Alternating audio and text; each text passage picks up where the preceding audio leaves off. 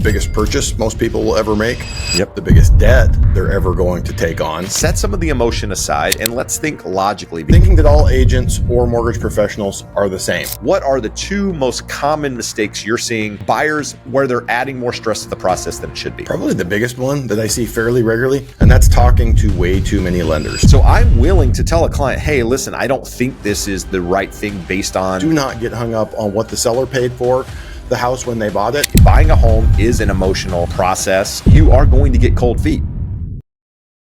You're letting your emotions get in the way, and it's making the home buying process more stressful than it should be. In today's episode, we're actually going to cover real life conversations that we're having with our clients at the moment where they're doing different things in the home buying process, therefore letting their emotions get high, and it's making the process more stressful, more strenuous than it actually should be. Josh, you and I are often having conversations off air, more so than we are on air. And, a lot of going back and forth, managing clients, managing expectations, managing emotions.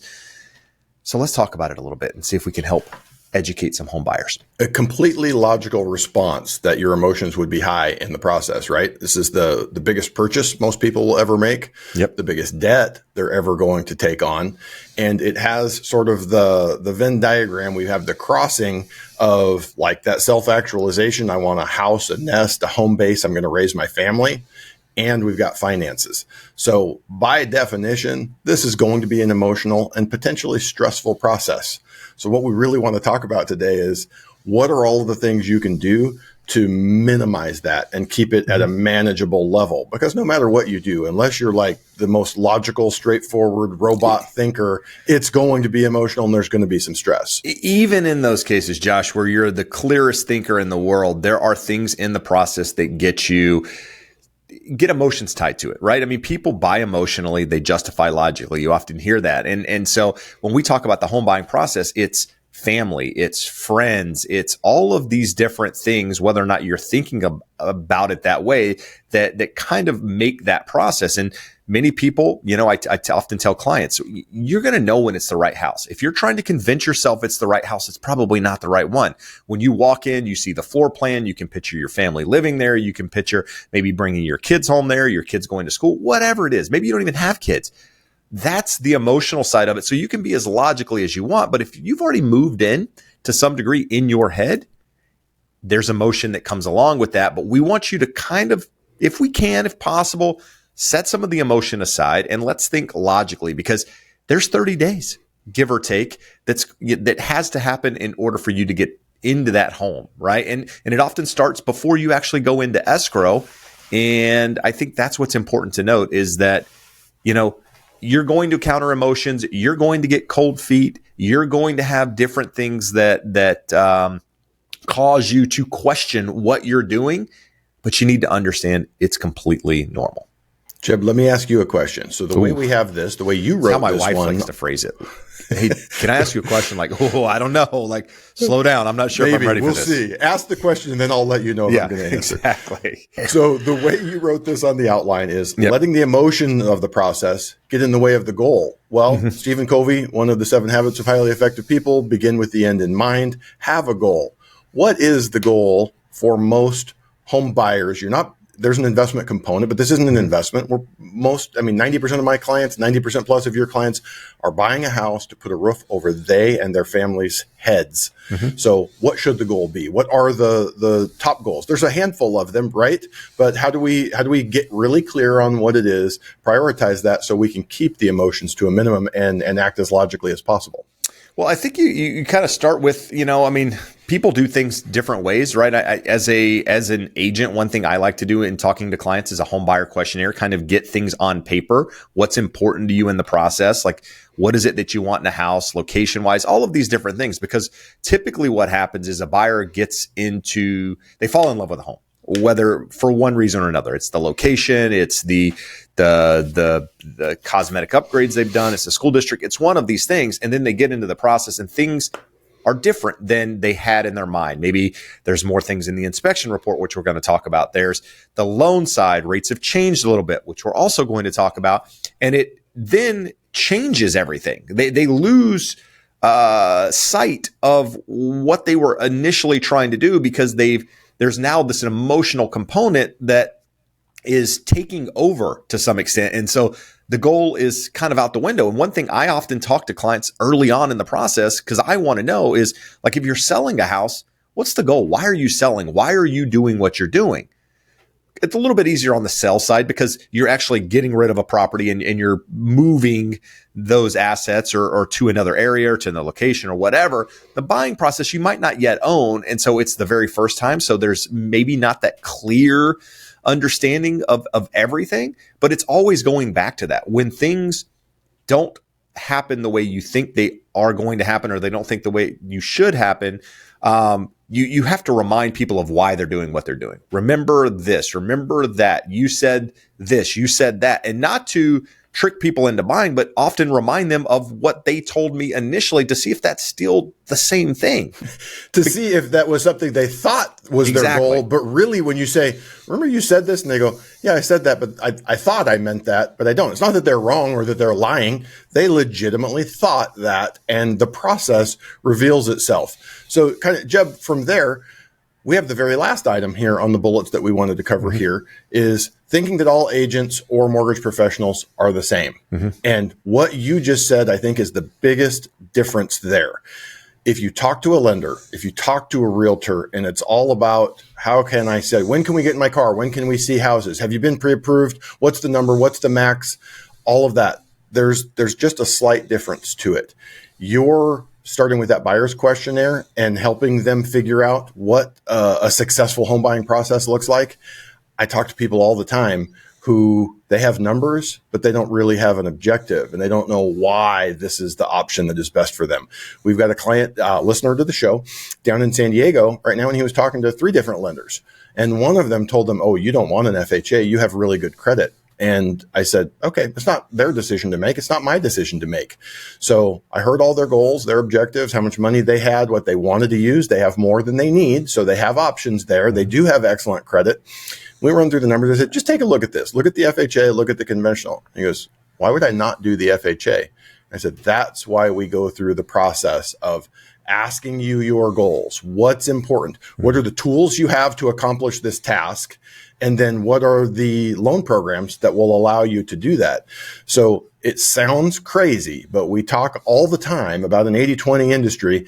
80% of the people in mortgage and real estate are salespeople. They are focused on selling you a loan, selling you a home, not on helping you de-stress this process and make optimal long-term emotional and financial decisions for you. So that process really does need to start with someone helping you get really clear on what you want to buy, why you want to buy, what your options are for financing it, and how does that all come together to get you something that you're comfortable with in the middle of all of those competing goals and objectives. And a lot of this is going to come together. I mean, a lot of it goes back to experience, being in the business, 20 years or so, and having a lot of conversations with a lot of different home buyers and a lot of different emotions. People react to things differently. Some people, to stereotype, engineers are typically more logical thinkers. They're numbers, versus letting the emotions dictate how they respond to things. It's a lot like when somebody buys commercial real estate, right? Commercial real estate is often non-emotional. It's either it makes sense or it doesn't, right? That's the kind of mindset that people should be taking somewhat to real estate. I know it's hard. It's why I often tell buyers, we don't fall in love until we get to the finish line. It's easy for me to say because I'm not the one on that side. But there's a lot of heartbreak. There's a lot of things that can happen during the process where, things change and you're making decisions out of emotion versus out of logic. And now maybe you're not making the right decision because you've fallen in love with the property and you're doing things based on the wrong reasons, right? And so it's my goal to bring things back and remind people why. And I just had a client cancel. I told my client to cancel a transaction, right? How many agents tell their clients they should cancel a transaction? I don't know the number. I haven't had to do it a lot in my career, but I did. And we're going to talk about it in the home inspection phase because that's really where a lot of stress comes from here in just a minute. But before we do that, Josh, let's talk about the loan side, because the loan side is step number one. It's what gets people into the process. It's where they get comfortable with the numbers, deciding whether or not they can move forward. And it's where a lot of mistakes are made. Now, before we do dive into that, though, I'd like to take a minute here and ask a favor. If you find any value in our episodes at all, do us a favor and hit that thumbs up. And, if you want to stay updated on everything mortgage, real estate related, want to become the educated home buyer, do us a favor and subscribe to the channel. So, Josh, what are the two most common mistakes you're seeing at the moment? Not even mistakes, but buyers where they're adding more stress to the process than it should be. Probably the biggest one that I see fairly regularly. Most people don't do this, but some do, and it adds a lot of stress. And that's talking to way too many lenders. We've talked many times on the show that if you only talk to one person, you are trusting in that person to have the knowledge and expertise that you need and to take the time and have your best interests at heart and to have competitive terms. That's a lot to put on one person without verifying. So the number is probably more than one that you need to talk to. But the people that I talk to that have bound themselves up in knots are the ones that have talked to 5, 6, 7. I talked to someone a couple of weeks ago that talked to 10 lenders. I'm like, why did you talk to 10 lenders? That will lead to the next problem, and I'll give you the answer of why they had talked to 10 lenders. But let's talk about the outcome of talking to 10 lenders. Everyone's aware of the ideas of the paradox of choice and paralysis by analysis. Mm-hmm. So if you overanalyze something, you can convince yourself you don't believe what you believe, you don't know what you know, you don't want what you know that you want. So there is a number there that you get to 2, 3 lenders, preferably from different sources, a broker, a direct lender, a bank or credit union. And now you can kind of see what's available, what's out there, and how it feels working with each of them. But if you get to 4, 5, 6, 7, it's overlap. I've said a million times here on the show, if you're talking to a reputable lender, everyone should be in a very narrow range. Have a listener to the show that I told him, hey, go with the local lender that you're talking to. They were under contract. They had just put in their application. They got the loan estimate. We looked at the numbers and said, I'm $300 higher in fees and I'm 1/8 lower in interest rate on a $205,000 loan. That, for all intents and purposes, they're the same. So when we look at it and say, okay, you completed the application, you're in process, you like this person, you feel like they've been very communicative, all of that. Say, you did the due diligence. You've confirmed with 2 lenders, reputable lenders, that is the market for the loan that you're doing, and you're getting excellent terms. So he has confidence and can move forward without talking to 10 lenders who, the funny thing is, Jeb, the more lenders you talk to, they're going, well, who else did you talk to? What did they say? Oh, they're wrong because of this. Or they're just all going to undercut each other. And you're going to be going, well, one said I would never want to do FHA. One says FHA is the right thing. You're going to have to make those decisions yourself. But the number is more than one, but it's definitely less than 5. It's sort of that Goldilocks there. We want the perfect fit right there in the middle of enough to get you confidence, but not so much to confuse you. Well, and going back, Jeb, to that person that had talked to 10 different people, they had talked to 10 different people because their goal was to get the absolute lowest rate possible. Right. How often do you hear that from your buyers? All the time. I mean, people want the lowest rate, right? Because the rate affects everything. It affects the monthly payment, affects how much they can qualify for, because it impacts DTI, right? That payment affects DTI. So therefore, the lower the rate, the more home you can get. So people want the lowest rate, but there's a cost at the lowest rate. And what I mean by that is the cost of doing business. Oftentimes, the lowest rate's not the best rate for a number of reasons. Josh, I want to segue here in just a moment because I'm going to give you some like you're talking about the confusing part of talking to multiple people. What I chalk this up to is car shopping to some degree, because that's where I'm at the moment, right? We're in need of a new car. Current cars got some issues. And basically I'm now shopping for cars. The problem is I don't have a clear 4-fact goal of the car that I want, right? There's only so many full-size SUVs out there.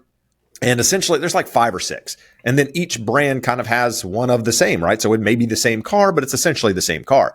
And what I mean is the confusing part is I'm looking at all these different cars. I'm looking at what comes on those cars. And I am confused as hell now because now I've looked at 5 or 6 different cars, look at different packages on these cars. I don't know what comes on what is standard, I am like just so confused with the process because I just got way too inundated into different cars versus just kind of taking a step back and going, I think this is the car I want. Let's dive into all of the different packages on this. And then if that car doesn't work, maybe I'll go a different direction. And so now I am the guy who's got 10 lenders because I've got 10 different cars and I don't remember what was what, so it starts with the objective of trying to do something, but then goal and actually what is the goal? What is the finality? Like, where am I trying to get with this in mind? So sidetrack, but just when you have a clear vision of what it is you want, the path to get there is a hell of a lot easier versus just getting thrown into the process and going, okay, where do I go now? And I think that's where most people start the home buying process. It's, I'm here. I think I should buy a house. I went and looked at an open house. I want to buy this house. What are we doing now? Well, and now I need a loan approval. Okay, I get that. Oh, I'm supposed to talk to 10 people. Okay, now I do that. Oh, I'm supposed confusing and stressful, and it creates stress on our side too, Josh. And we don't like stress. So let's assume that we've got through this process. You talked to 2 or 3 lenders. You got really clear on what you wanted. You feel like you're getting an excellent rate. You're happy with that. You get with Jeb or your realtor and you're out looking at properties. Mm-hmm. What are some of the things that buyers are doing to create unnecessary stress at that point, Jeb? Well, Josh, I think one thing I'm seeing a lot at the moment, remember, real estate's local. Depending on where you are in the country, where you're listening, your market could be different than what we see here in Southern California. But it's the idea that, hey, a home's been sitting on the market for 2 weeks. Must be overpriced. I must be able to get a huge discount on that. A really good example is showed a property yesterday. It's kind of a backup because my clients are already in escrow on another property. And we'll talk about that in a moment, but there's a house across the street that is selling for less than, they just did a discount on that house. And it's been on the market for like 30 or 40 days. So they've discounted that property, say $50,000. It's like $2 million house. And it was the idea that they're looking at this other house, the one we were looking at, thinking, okay, well, this one looks to be maybe overpriced because that one has been sitting on the market longer and they've already done a discount on the price. Well, come to find out, the 2 homes aren't really comparable. One's 500 square feet more than the other. One is the floor plan, like the upgrades, everything are different on that particular piece of property. Plus, that property looks to be overpriced from the start. Like they're trying to get $70, $80 more per square foot than the last home that sold in that neighborhood. So it's like, that's not even a comparable sale. So the problem at the moment, and the good thing, is that there's a lot of information available on the internet, right?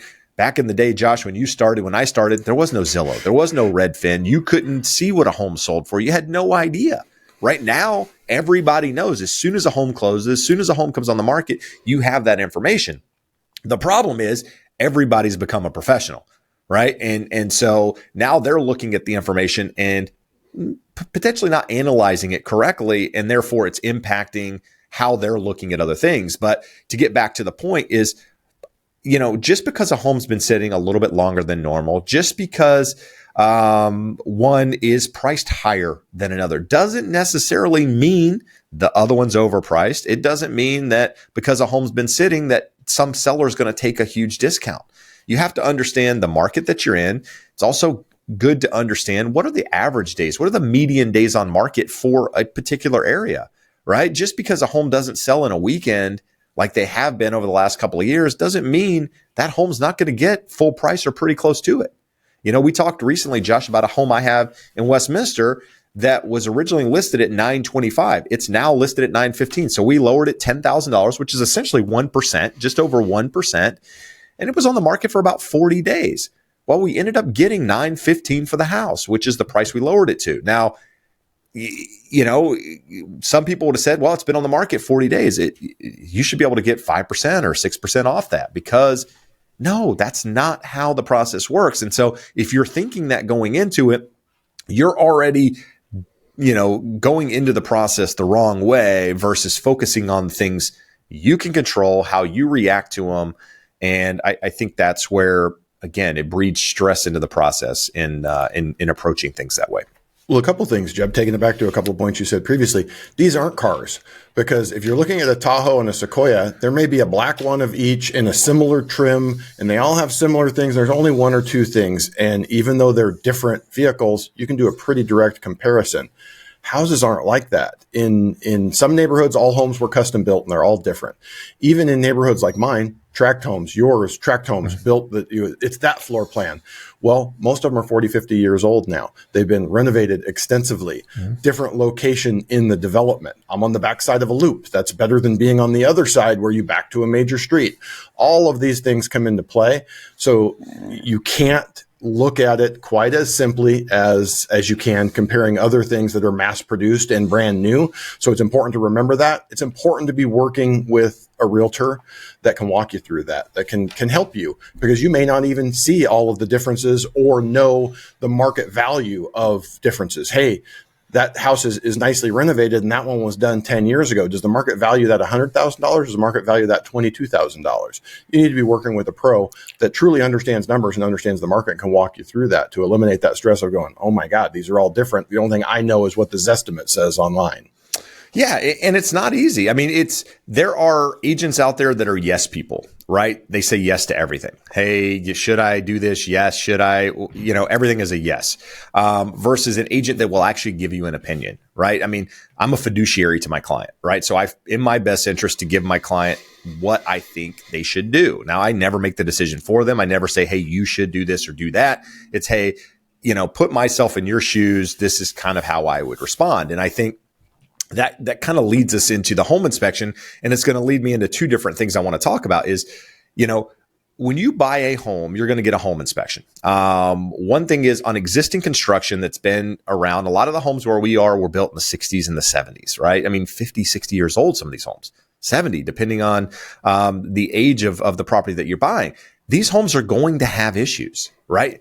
Issues in quotations. Are they cosmetic things? Are they, health and safety things? Are they things that, just weren't maintained? Like, what is the actual problem? And as somebody that sees a lot of home inspections, what I try to convey to clients is that you're going to see a lot of this stuff in every property that you are deciding to purchase, whether it's been remodeled or it's not. These things are going to show up.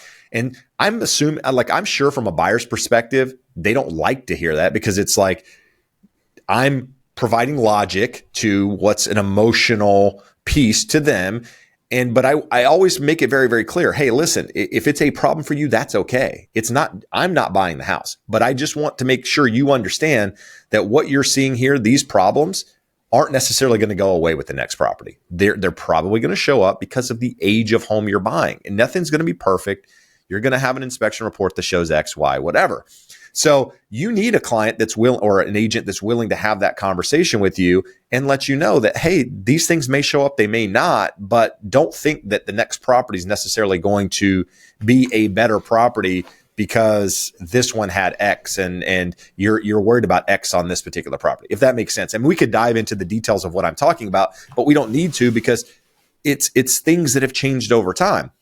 Now, where it does matter, like, for example, I told you a moment ago that I told a client that I thought they should cancel a property. Well, she was buying a property, and we don't typically do mold inspections on every single property, because usually I wouldn't say they're unnecessary, but they're kind of unnecessary in most cases, unless there's a sign that says, hey, there's water damage and whatever else, then we would do mold. Well, when I walked into the property, it was a funny smell. I was like, it smells musty in here. It just something doesn't seem right. And the agent was like, well, they got incense or fragrance things plugged in. Maybe it's that. And I go, no, I think like they're using that to cover up something else. Nevertheless, there showed some spots underneath the sink that was maybe mold, and around the electrical panel that looked like it had been painted, where the wall had been painted. So my client said before, hey, if you see there's signs there, she wasn't here. She was actually out of state buyer. And she said, hey, if you see signs, then just do the mold inspection just to confirm. Mold inspection was done, comes back 24 hours later or something. And what they do is, if you don't know how this process works, they do a control sample outside. Then they do one kind of in the general area of say in the kitchen, bathrooms, areas. And depending on how big the property is, they might do a couple samples inside, and then they do some swabs of these areas that we found. Well, find out the next day, super high levels everywhere, like the test samples, the swabs, as well as the air samples that were against the control. I called my client. I was like, hey, listen, like this looks to be a bigger problem. And I already knew her budget. I knew what she was comfortable with because we had the conversation where she was on repairs and all of that. That's not something that's easily repaired. It needs to be remediated. We were buying the property in theory as is because of how we negotiated the price, because we got it significantly less than the asking price. Nevertheless, my recommendation to the client was, hey, I think you should consider another property. I think there's too many things going on with this property, knowing where you are and your budget to move on. So I'm willing to tell a client, hey, listen, I don't think this is the right thing based on everything that I know, based on all the conversations we've had, versus telling a client that, hey, listen, I know these things are a concern to you, but they're not affecting all of these other things. Like, remember when you said you wanted this neighborhood? This was important. This wasn't important. None of what we've seen here today is is affecting the integrity of the property itself. It's just things that over time are probably going to need to be upgraded. Last one I'll say, Josh, and we'll kind of get out of this, is like older systems at home that work completely fine. Right. So say, for example, the water heater's older, but it's still producing hot water, never had an issue. Furnace is older, but you've had an HVAC guy or person come out and everything is working exactly as it should. Just because something is older doesn't mean it needs to be replaced. Doesn't mean the seller is even willing to consider that. And I think that is something that home buyers need to understand that adds to the stress is they believe because of the amount of money they're spending to buy a home that is significantly higher than it was 3, 4, 5 years ago, maybe even more than they'd be paying in rent, that for some reason that property needs to be perfect in every sense of the word. And that's not reality, guys. You're setting yourself up for failure if you're going into the process like that. You almost need to go into the process expecting to find bigger issues than what you actually find, so that when you get the issues that are minor, you're kind of at a sense of relief to some degree. You said something really important in there, and I get this from clients a lot, that they have an expectation that the seller paid $200,000 for their home and they're paying $600,000 for it. And $600,000 is the highest sale in the neighborhood. Well, they got another thing coming if they think we're not going to ask for a bunch of repairs, or I'm paying top of market for this. Or they'll say things like, these greedy sellers. Say, everyone's greedy. We all would like to sell our house when it comes time to sell for as much money as possible. So let's throw that out. We're not greedy. We want whatever the market will bear. But that is the important part. The market dictates what that value is. The fact that they bought 10 years ago for $200,000 doesn't mean that $600,000 is too much, or it's unfair that they made that money. And most importantly, it's irrelevant to your transaction, and it can only harm your mental health. The people that get hung up on this as to how much money the seller is making, it doesn't have any bearing on whether that's the right price for the house, whether it's the right house for you, whether it is a good transaction and you are getting what is right and fair. That home inspection, the negotiations, the number of other people that possibly wanted that house and wrote offers, that's what dictates the value. So for your peace of mind and emotional well-being, do not get hung up on what the seller paid for the house when they bought it, whether they bought it 2 years ago or 22 years ago. And don't get hung up on the fact that it may and is likely in many areas of the country to be the highest sale in the neighborhood. That is the market dictating that. And if you're hung up on it, maybe it's not the right time for you to buy. No, and to follow up to what I was saying and what you just said is, don't think that the next house is always going to be better than the one that you're seeing, right? You wrote an offer on a particular home for a reason, right? Don't let things showing up that, again, I mean, to each his own. And so don't take this the wrong way, that can be corrected affect everything else in the process, right? You fell in love with a location, you fell in love with a property. There was something around there why you decided to do it to begin with. So, and there was something that spooked you that wasn't a real issue, so to speak. So, just think of all these things. It's okay to cancel. It's okay to back out, but just don't have regrets on doing that, thinking that there's an opportunity where the stars are going to align and everything is going to be perfect. And, you're not going to have any of this stress at all. Buying a home is an emotional process, and you are going to get cold feet. It's the reality. I bought a house back in November, Josh. I was going a lot in my life at the time. There was a lot of things happening personally in my life, and I can't tell. There was a number of times in that process that I questioned what I was doing, but I always went back to why was I doing what I was doing? For me, it was location. To me, it was more space. To me, it was family over a higher payment, over an uncertain market, over all of these different things that were happening on the other side, taking myself back to why I was doing what I was doing. And so I think that's important from a buyer standpoint. If you can do that, you will put yourself in a much, much better position. Now, Josh, you and I are here on YouTube. You might be watching us on YouTube. You might be listening to us on Spotify or on Apple. And we talk a lot. We give a lot of opinions on the market, and we follow a lot of people that give their opinions on the market. Very, very clear in what we say here. Don't just take our advice, right? Rarely are we saying this is what you should do. More we're talking and giving knowledge out for what we feel like is useful and letting you guys do what you want to with it. But there are people out there saying, hey, don't do this. You should do that. And that's getting in the way of the bigger picture. So Josh, where are we going with this? Well, here, this is a great example. Listening to a listener to the show who will probably be listening to this, and he asked me yesterday, hey, do you follow so-and-so? Because we were talking about whether we should lock their interest rate or not. And I said, I absolutely do. I said, I pay $50 a month for her newsletter. I said, part of me following multiple people is getting to learn their biases. Everyone's biased. Let's not say bias is a bad thing. We all have our own life experience, our own lens, our own filter that we see things through. So she is essentially a perma-bear. Everything is always bad. Whatever piece of data comes out, it's going to be the worst. The sky is falling. So from that perspective, it's good. I like the things that she points out, but I've got to put it through that filter of, hey, she's very bearish. Does someone else have a different opinion on that? So I think Josh and Jeb are the greatest and everyone should listen to us, but you shouldn't listen to us in a vacuum. Listen to a few other people. Mm-hmm. Go through your life experience. Talk to your parents, grandparents, friends, family. And you need to come to your conclusion of what is right for you and who do you think is most correct, most valuable. But the best thing you can do is come to your conclusion, your decision. And it leads back to what we led off with, knowing what your goal is, having the end in mind. Where do I want to be? How do all of the information that I am gathering out there, how does that align with me, my beliefs, my family, my goals?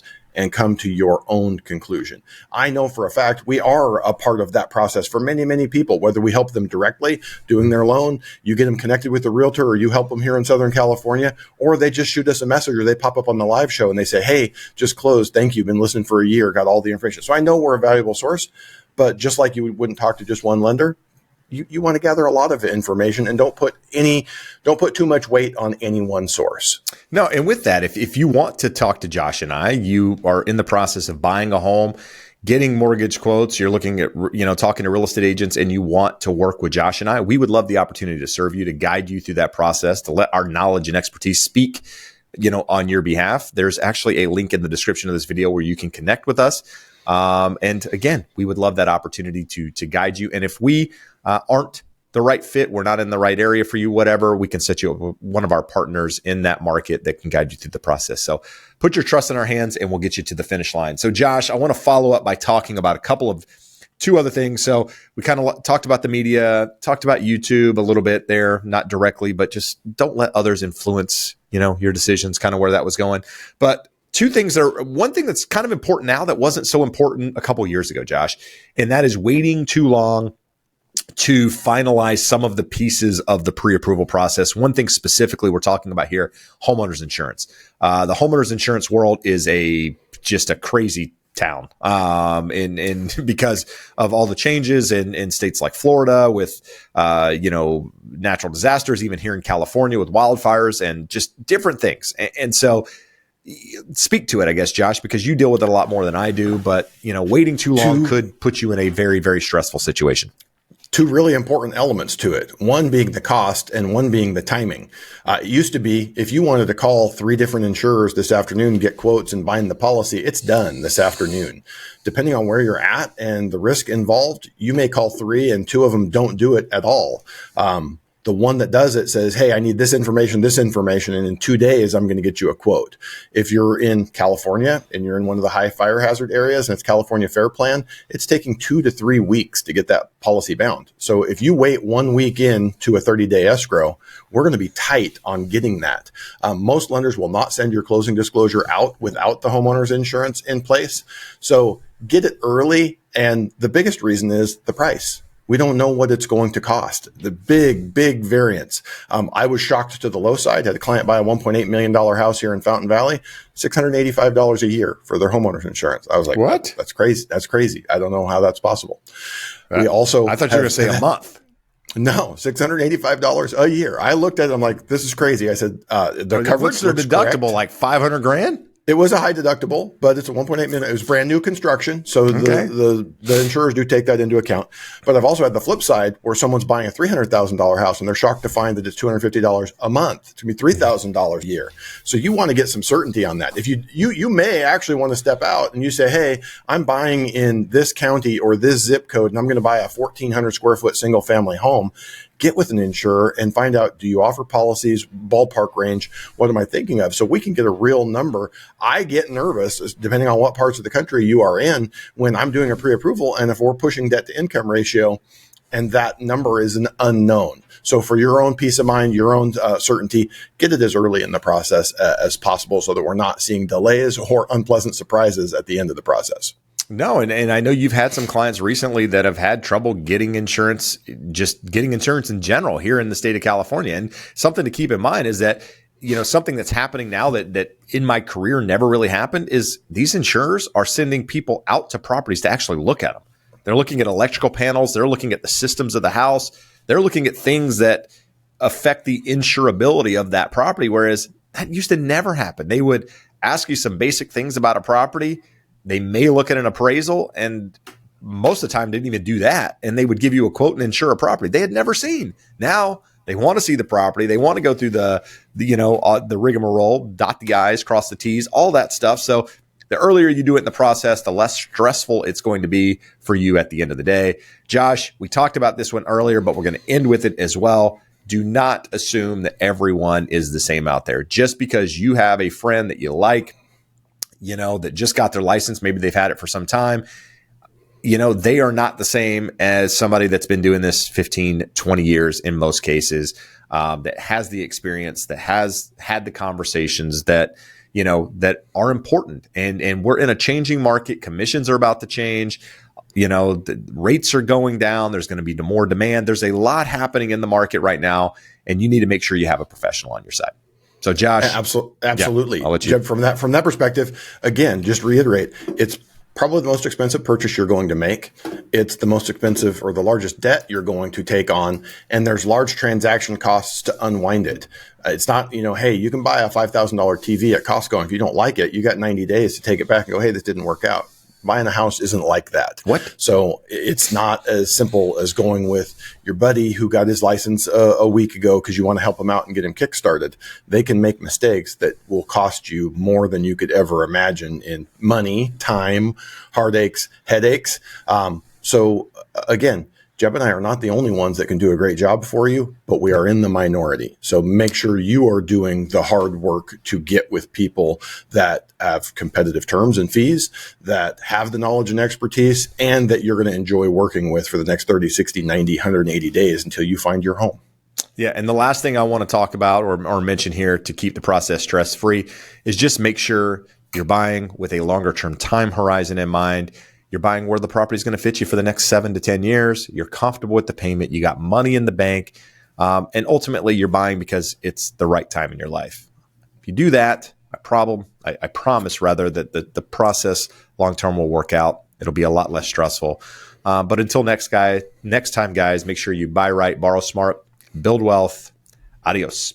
Amigos.